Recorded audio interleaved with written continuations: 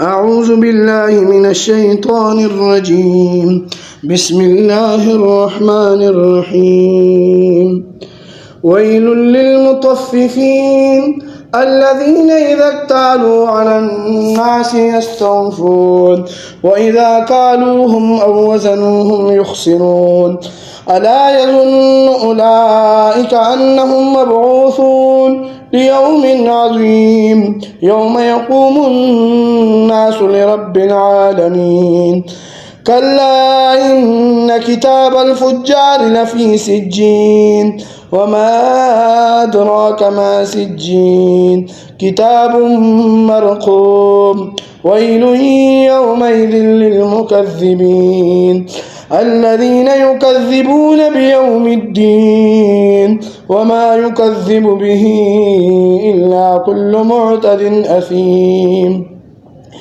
إذا تتلى عليه آياتنا قال أساطير الأولين كلا بل ران على قلوبهم ما كانوا يكسبون كلا إنهم عن ربهم يومئذ لمحجوبون ثم إنهم لصال الجحيم ثم يقال هذا الذي كنتم به تكذبون ویل بربادی ہے للمطففین کمی کرنے والوں کے لیے الذین وہ لوگ اذا اکتالوا جب ناپ کر لیتے ہیں علی الناس لوگوں سے یستوفون پورا پورا لیتے ہیں وَإِذَا كَالُوهُمْ اور جب ناپ کر دیتے ہیں ان کو او وزنوہم یا ان کو تول کر دیتے ہیں یخسرون کمی کرتے ہیں الا یظن اولئک کیا یہ یقین نہیں کرتے انہم مبعوثون کہ بے شک وہ کھڑے کیے جائیں گے لیوم عظیم بڑے دن میں یوم یقوم الناس جس دن کھڑے ہوں گے لوگ لرب العالمین رب العالمین کے سامنے کلا پکی بات ہے ان کتاب الفجار بے شک نافرمانوں کا دفتر لفی سجین سجین میں ہے وما ادراک ما سجین اور آپ کو کس نے بتایا کہ سجین کیا ہے کتاب مرقوم یہ ایک دفتر ہے لکھا ہوا ویل یومئذ للمکذبین بربادی ہے اس دن جھٹلانے والوں کے لیے الذین وہ لوگ یکذبون جو جھٹلاتے ہیں یوم الدین بدلے کے دن کو وما یکذب به اور نہیں جھٹلاتا اس کو الا کل معتد مگر ہر زیادتی کرنے والا اثیم گناہگار اذا تتلی علیہ آیاتنا جب پڑھی جاتی ہے اس کے سامنے ہماری آیتیں قال کہتا ہے اساطیر الاولین پہلے لوگوں کے قصے کہانیاں ہیں کلا پکی بات ہے بل ران علی قلوبہم بلکہ زنگ چڑھ گیا ہے ان کے دلوں پر ما کانوا یکسبون اس کمائی کی وجہ سے جو وہ کرتے ہیں کلا خبردار انہم بے شک وہ عن ربہم اپنے رب سے یومئذ اس دن لمحجوبون پردے میں رکھے جائیں گے ثم انہم پھر بے شک یہ لوگ لصال الجحیم البتہ داخل ہوں گے شعلے مارنے والی آگ میں ثم یقال پھر کہا جائے گا ھذا الذی یہ ہے وہ کنتم بہ تکذبون جس کو تم جھٹلاتے تھے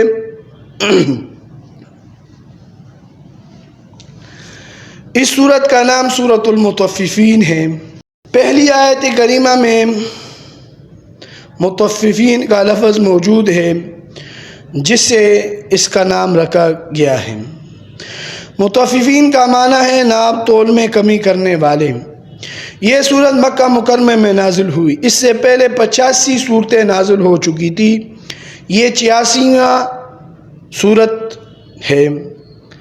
اس کا ایک رکوع ہے اور 36 آیتیں۔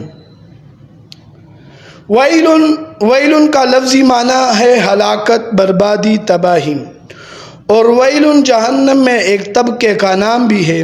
تو ویل کن لوگوں کے لیے ہے؟ للمطففین، کمی کرنے والوں کے لیے ہے۔ تول میں، ناپ میں اللہ تعالیٰ نے خود وضاحت فرما دی۔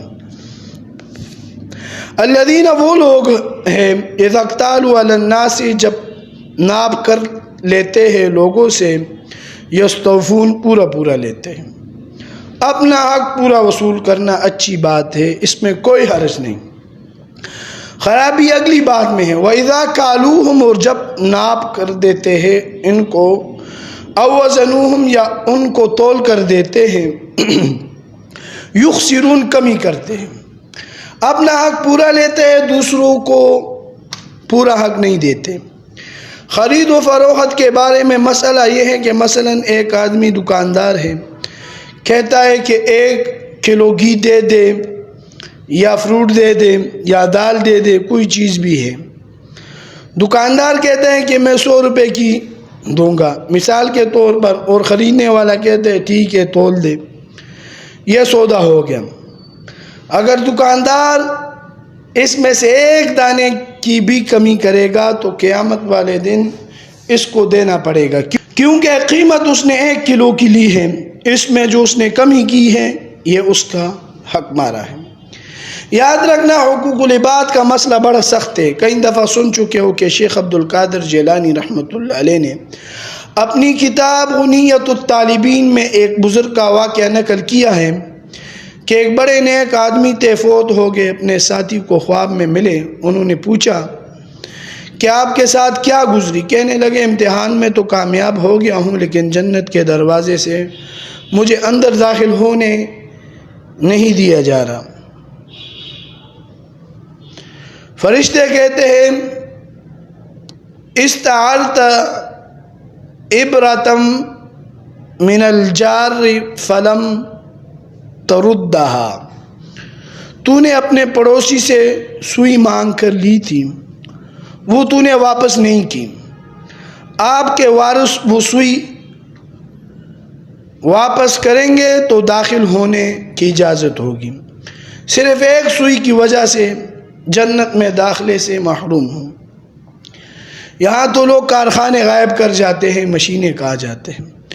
ایک دوسرا واقعہ بھی بیان کیا ہے کہ ایک آدمی دعوت کا کر باہر نکلا تو کسی کے کھیت سے پودا توڑ کر اس سے خلال کیا، دانتوں سے بوٹی وغیرہ جو پسی ہوتی ہے وہ نکالی۔ اس کے متعلق اللہ تعالیٰ نے فرمایا کہ یہ جنت میں نہیں داخل ہو سکتا، کہ اس نے بغیر اجازت کے تنکا توڑ کر خلال کیا ہے، جب تک اس کے وارث اس کا نقصان نہیں بھریں گے۔ معاف رکھنا، یہاں تو قربانی کے بکرے چترے لوگوں کی فصلیں چرتے ہیں، ہم نے حقوق العباد کو کچھ نہیں سمجھا، حالانکہ حقوق العباد کا مسئلہ بڑا سخت مسئلہ ہے، کسی قسم کی ہیرا پیری سنگین جرم ہے۔ ابو داؤد شریف میں روایت ہے، حضور صلی اللہ علیہ وسلم مدینہ طیبہ کی غلہ منڈی میں تشریف لے گئے، آپ صلی اللہ علیہ وسلم نے دیکھا کہ مختلف اناج اور اجناس کے بڑے بڑے ڈھیر لگے ہوئے ہیں، گندم، جو، باجرہ وغیرہ وغیرہ۔ آپ صلی اللہ علیہ وسلم بڑے خوش ہوئے کہ ہر چیز وافر مقدار میں موجود ہے۔ ایک بڑا ڈھیر دیکھا کہ ماشاءاللہ بڑا ڈھیر ہے۔ جبرائیل علیہ السلام تشریف لائے اور کہنے لگے حضرت اس ڈھیر کو اوپر سے نہ دیکھے، ہاتھ ڈال کر اندر سے دیکھو۔ جب آپ صلی اللہ علیہ وسلم نے ہاتھ مبارک اندر ڈالا تو دانے بھیگے ہوئے تھے۔ آپ صلی اللہ علیہ وسلم نے فرمایا اللہ تعالیٰ کے بندے یہ کیا بات ہے؟ اس نے کہا حضرت اصابتہ السماء، بارش کی وجہ سے بھیگ گئے ہیں۔ آن حضرت صلی اللہ علیہ وسلم نے فرمایا کہ بارش ہو گئی تھی تو تیرا فرض تھا اس کو خشک کرنا، یہ تو دھوکہ ہے۔ اس موقع پر آپ صلی اللہ علیہ وسلم نے فرمایا من غش فلیس منا، جس نے ملاوٹ کی وہ ہم میں سے نہیں۔ بیان کرنے کی ضرورت نہیں ہے، آج تو کوئی چیز بھی خالص نہیں ملتی، چینی نمک تک جیسی سستی چیز بھی اگر دیانت دار پیس کر نہ دے تو اس میں بھی ملاوٹ ہوتی ہے۔ ماشاءاللہ ہم مسلمان کہلانے والے ہیں۔ یاد رکھنا، گاہک کے ساتھ جو طے کیا ہے وہی اس کو دو۔ حدیث پاک میں آتا ہے کہ اگر کسی چیز میں کوئی عیب ہے تو وہ عیب بتلانا ضروری ہے، اگر بغیر عیب بتلائے بیچ دی تو اس کی کمائی حلال نہیں ہوگی، اور ہمارا حال یہ ہے کہ ہم عیب چھپاتے ہیں۔ امام اعظم ابو حنیفہ رحمۃ اللہ علیہ کا کاروباری معاملات میں احتیاط کا ایک واقعہ میں آپ لوگوں کو سناؤں۔ امام اعظم ابو حنیفہ رحمۃ اللہ علیہ کپڑے کا کاروبار کرتے تھے، اور اس کی کمائی محدثین فقہاء کرام بیوہ عورتوں، یتیم بچوں اور غریبوں مسکینوں پر خرچ کرتے تھے۔ بہت بڑی دکان تھی، کسی کام جانا تھا، شاگرد کو کہا بیٹا مجھے کام پیش آ گیا ہے، تانوں کی قیمت سمجھ لے، اس کی اتنی قیمت ہے، اس کی اتنی قیمت ہے اور اس کی اتنی قیمت ہے، مگر اس میں عیب ہے، جب بیچنا ہے تو عیب بتلا کر بیچنا۔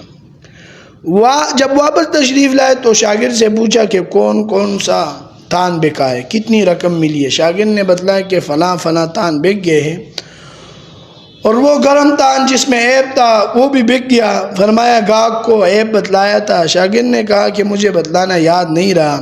امام صاحب نے فرمایا انا للہ و انا الیہ راجعون، میری کمائی میں خرابی پیدا ہو گئی ہے۔ فرمایا جنہوں نے خریدا ہے وہ قافلہ کس طرف گیا؟ شاگرد نے بتلایا استبل خانے پہنچے، جس طرح آج کل یہاں ٹیکسیوں کے اڈے ہیں، بسوں کے اڈے ہیں، اس زمانے میں شہر سے باہر استبل ہوتے تھے، گھوڑے گدھے اونٹ کرائے پر ملتے تھے۔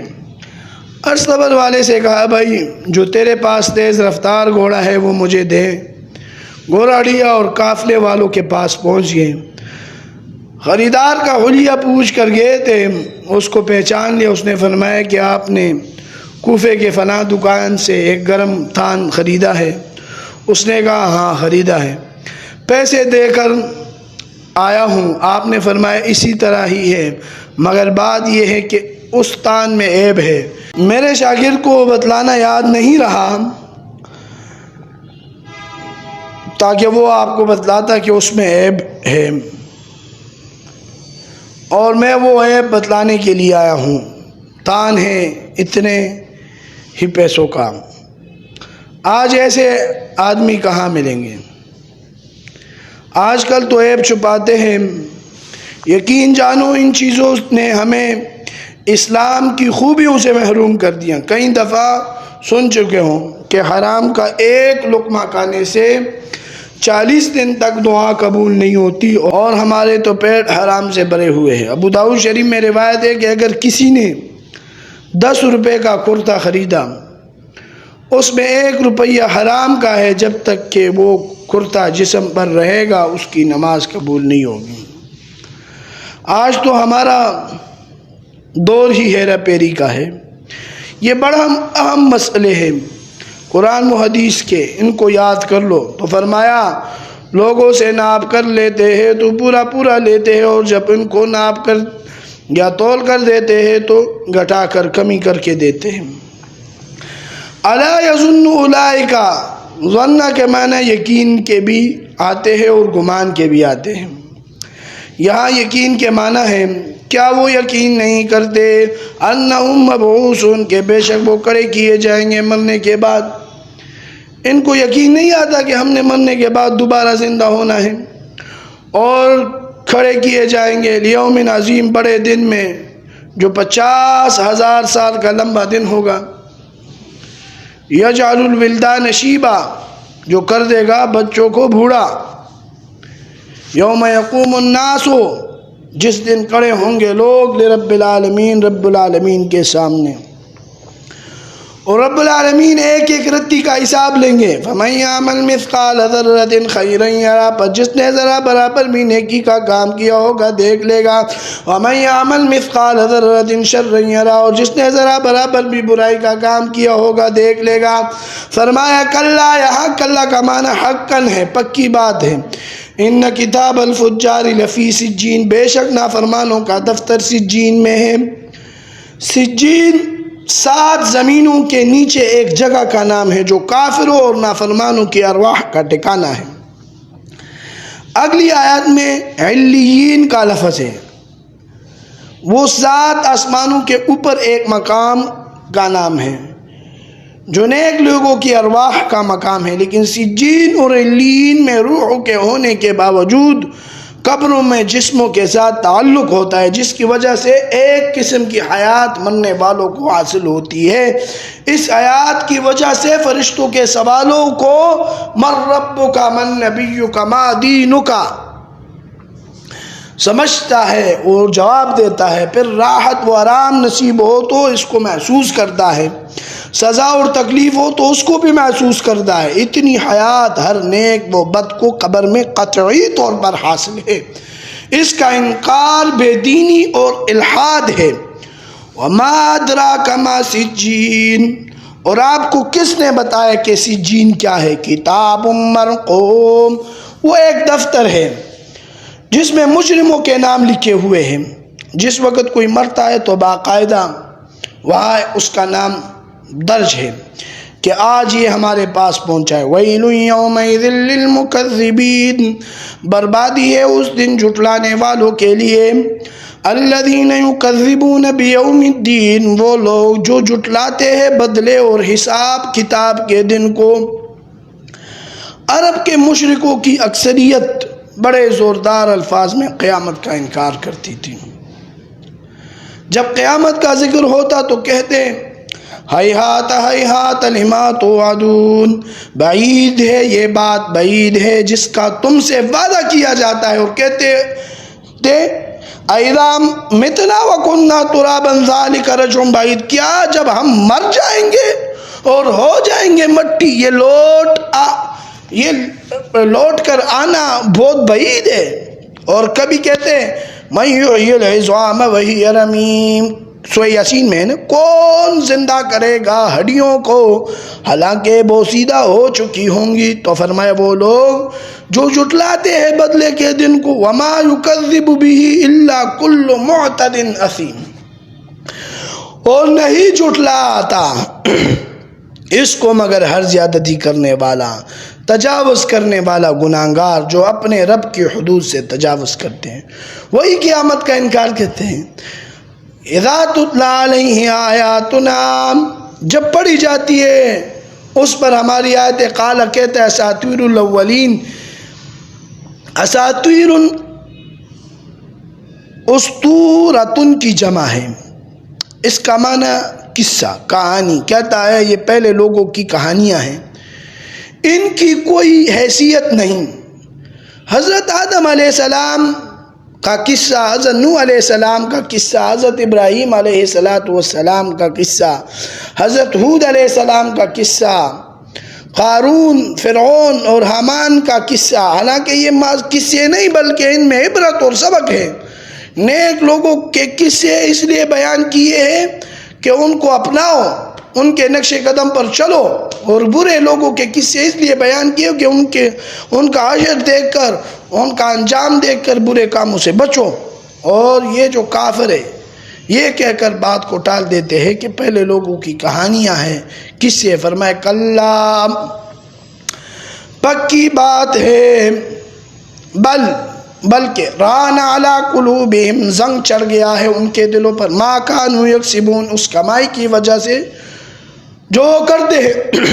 لوہے پر جب زنگ چڑھ جاتا ہے تو اس کے پہلے والی ویلیو، حیثیت نہیں رہتی، بیکار سا ہو جاتا ہے۔ اس طرح حدیث پاک میں آتے ہیں اذا اذنبت عبد نکتت علی قلبہ نکتۃ سوداء، جس وقت کوئی بندہ گناہ کرتا ہے اس کے دل پر ایک دھبا پڑ جاتا ہے، کالا سا نقطہ لگ جاتا ہے۔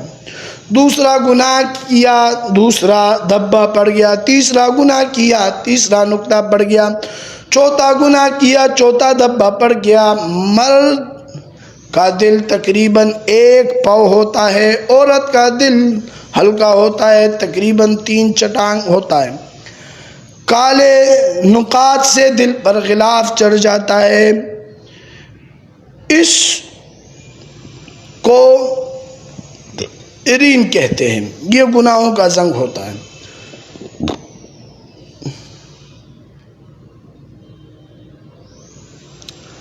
اس کی علامت یہ ہے کہ جب دل پر زنگ چڑھ جائے تو نیکی کی رغبت ختم ہو جاتی ہے اور انسان گناہ کرنے سے جھجکتا نہیں ہے۔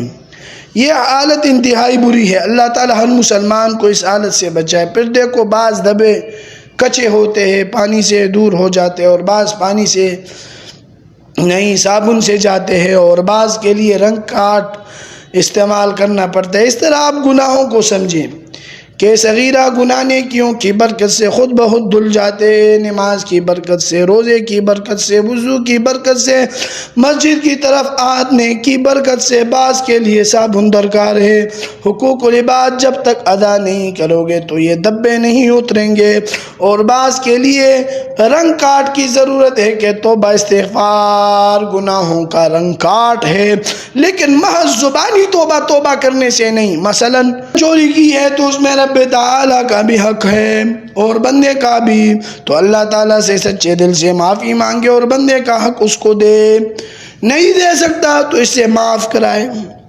اگر کسی کو گالی دے ہی، کسی سے بدتمیزی کی ہے، کسی کی غیبت کی ہے، تو جب تک اس سے معافی نہیں مانگے گا اس وقت تک کوئی توبہ نہیں۔ تو یہ رنگ کارڈ ہے، مگر شرائط کے ساتھ کہ حق ادا کرے گا، محض منہ سے توبہ کہنا دھوکہ ہے۔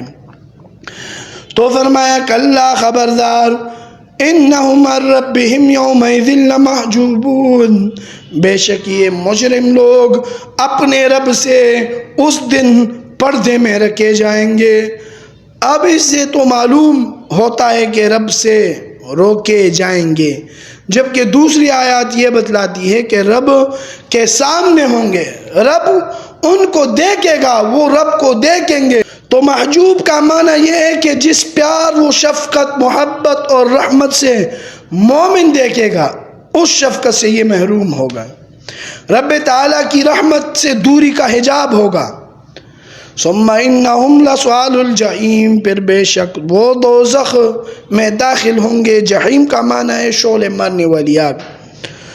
ثم یقال، پھر کہا جائے گا ھذا الذی کنتم بہ تکذبون، یہ ہے وہ جس کو تم جھٹلاتے تھے، کہتے تھے قیامت کوئی نہیں، میدان محشر کوئی نہیں، آج دیکھ لیا ہے کہ نہیں۔ اللہ تعالیٰ نے ہمیں دنیا ہی میں ان چیزوں سے آگاہ کر دیا ہے کہ بروقت تیاری کر لو۔ وما علینا الا البلاغ المبین۔